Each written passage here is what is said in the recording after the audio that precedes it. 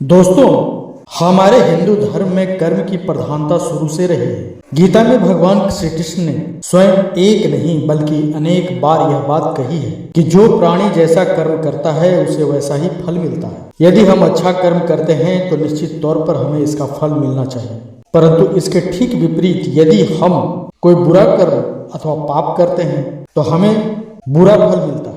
यदि हम महाभारत ग्रंथ का अध्ययन करते हैं तो हम पाते हैं कि महाभारत में पितामह एक ऐसे चरित्र हैं जिन्होंने जिस निस्वार्थ भाव से हस्तिनापुर की सेवा की थी वह शायद ही किसी ने की होगी, लेकिन फिर भी उन्हें अपार कष्ट भोगने पड़े। उनसे तो आप भली भांति परिचित हैं कि किस प्रकार से महाभारत का युद्ध समाप्त होने के बाद उन्हें कई दिनों तक अपने बाणों की सैया पर सोना पड़ा। अब प्रश्न यह उठता है कि आखिर उन्हें ही क्यों इस प्रकार के अपार कष्ट भोगने पड़े।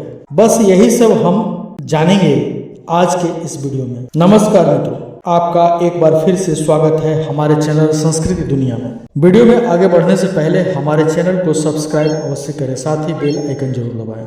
साथ ही साथ कमेंट बॉक्स में जय श्री कृष्ण लिखना न भूलें। चलिए अब करते हैं ज्ञान की बात। भीष्म पितामह 58 दिनों तक बाणों की सैया पर लेटे रहे। इस बीच कई शल्य चिकित्सकों को उनके उपचार के लिए बुलवाया गया, लेकिन वे उन्हें मना कर देते और कहते कि मुझे सूर्य के उत्तरायण होने का इंतजार है, तब मैं अपने प्राण त्याग दूंगा। तब तक यह सरसैया ही मेरी चिता है। वैसे आप तो जानते ही हैं कि वे ऐसा सिर्फ इसलिए कर पाए क्योंकि उन्हें अपने पिता महाराज शांतनु की इच्छा मृत्यु का वरदान प्राप्त था। इस दौरान उनके सभी बंधु बांधव उनसे मिलने आते रहे, लेकिन जो प्रश्न उनके मन में था उसका उत्तर किसी के पास नहीं था।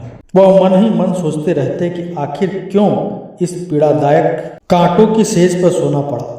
अंततः एक दिन भगवान श्री कृष्ण उनसे मिलने आते हैं तो पितामह से रहा नहीं गया और उन्होंने उनसे पूछा कि हे मधुसूदन, मुझे मेरे अब तक के 10 जन्म याद हैं जिनमें मैंने शायद ही कोई ऐसा पाप किया है जिससे कि मुझे इस असहनीय पीड़ा को भोगना पड़े। आखिर विधाता ने मुझे ही क्यों इस अपार कष्ट को भोगने के लिए चुना। तब भगवान श्री कृष्ण ने कहा कि आपको आपके 10 जन्म याद हैं, लेकिन मैं आपको आपके पूर्व जन्म में किए गए पाप भी बता सकता हूँ और संभवतः आपको यह स्पष्ट भी हो जाएगा कि उन्हीं पापों के कारण आपको यह कष्ट भोगना पड़ रहा है। ऐसा सुनकर पितामह के मुखमंडल पर ऐसे भाव आ जाते हैं जैसे कि मानो उनकी कोई बहुत बड़ी समस्या का निराकरण होने वाला है। भगवान कहते हैं कि यह बात आपके 10 जन्मों से पूर्व की है, जब आप एक राजकुमार हुआ करते थे और अक्सर आखेट करने की मंशा से एक वन से दूसरे वन यात्रा किया करते थे। ऐसे ही एक दिन जब आप वहां से गुजर रहे थे तब आपके रास्ते में एक सर्प आ गया था। तब आपने बिना कुछ सोचे समझे उसे अपने रास्ते से हटा दिया था, परंतु दुर्भाग्यवश वह सांप कांटों की झाड़ियों में जा फंसा। वह झाड़ियों से जितना अधिक निकलने का प्रयास करता उतने ही कांटे उसकी पीठ में चुभ जाते। इस प्रकार से वह करकेटा लगभग 18 दिनों तक उसी कष्टदायक अवस्था में जीवित रहा और इस दौरान वह ईश्वर से यही प्रार्थना करता रहा कि जिस तरह से तड़प तड़प कर मैं मृत्यु को प्राप्त हो रहा हूँ, ठीक उसी प्रकार राजकुमार को मृत्यु प्राप्त होने चाहिए। और अंततः एक दिन उसने अपने प्राण त्याग दिए। इसी वजह से पितामह आप अपने उसी पाप का फल भोग रहे हैं। परंतु इतना सुनकर पितामह के मन में एक और नया प्रश्न जन्म लेता है। वह कहते हैं कि मुरलीधर, यदि ऐसा है तो फिर कैसे मैंने अपने पूर्व जन्म बिना किसी कष्ट के बिताए? आखिर क्यों मुझे उस पाप की सजा अगले जन्म में नहीं मिली?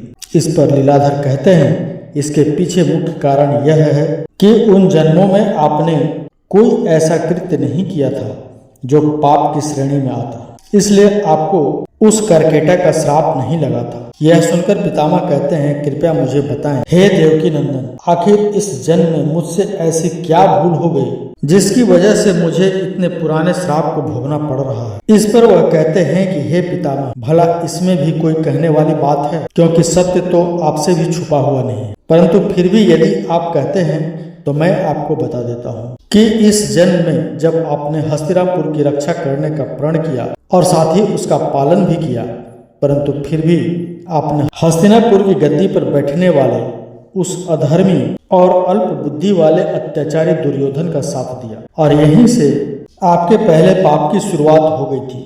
इसके बाद आपसे दूसरा पाप तब हुआ जब आपकी आंखों के सामने भरी सभा में पांडवों के साथ में द्यूत क्रीड़ा में छल और आपकी कुल वधू का चीरहरण हुआ, परंतु आपने न ही उस कपटी शकुनी को टोका और न ही दुर्योधन और दुशासन को ऐसा करने से रोका। बस इन्हीं पाप कृत्यों के कारण आपके पुण्य कर्मों का क्षय हो गया और पूर्व जन्म का पाप पुनः एक बार फिर से फलित हो गया और परिणाम आपके सामने है। इतना सुनकर पितामह भीष्म के मुखमंडल पर एक नई चमक तैर उठी, मानो उनके सारे कष्ट समाप्त हो गए हों। उन्होंने श्री कृष्ण का हाथ थाम लिया और प्रभु ने भी पितामह को अपने हृदय से लगा लिया। जल्द ही सूर्य उत्तरायण हो गए और माघ मास के शुक्ल पक्ष आया, तब भीष्म पितामह ने अपनी देह त्यागी और सदा के लिए परमात्मा में लीन हो गए। तो दोस्तों, अब आप जान ही गए होंगे कि किस प्रकार से हमारे किए गए सत्कर्म हमें कहां से बचाते हैं और किस प्रकार से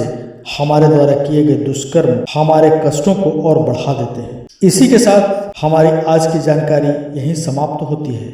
हम उम्मीद करते हैं आपको यह जानकारी जरूर अच्छी लगी होगी।